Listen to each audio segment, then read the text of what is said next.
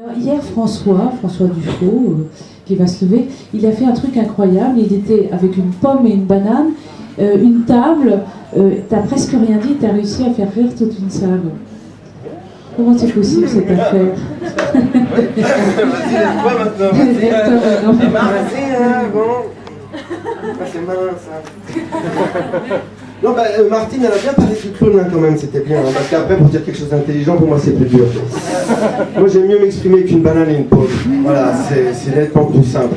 Disons que je trouve que ce qu'elle a dit, c'était bien sur l'émotion, tout ça, le rapport au public, parce que c'est vrai que pour un clown sans le public, je sais pas très bien comment on fait. Hein.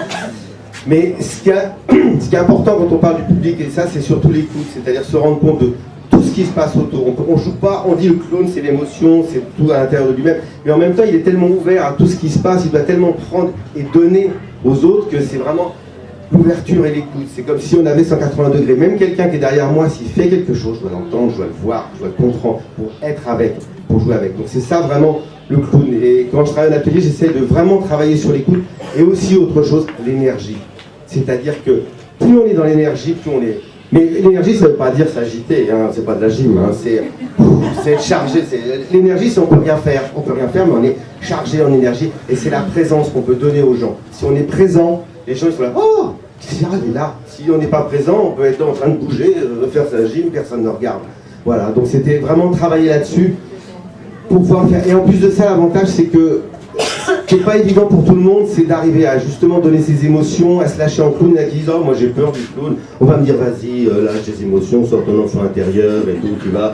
Ouais, c'est bon, vas-y, lâche et tout. Ah, j'ai mon enfant intérieur, il est où?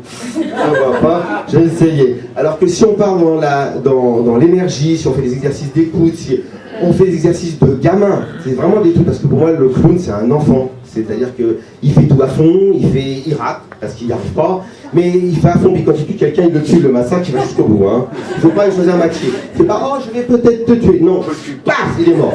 Voilà, c'est ça. Donc quand il fait ça, il oublie complètement où il est, et puis à un moment, bah, il y a des choses qui sortent, et puis c'est ces émotions qui vont venir, parce qu'il va lâcher. C'est une autre manière de venir lâcher, mais ça peut être complémentaire aussi de ce que fait Martine. Voilà.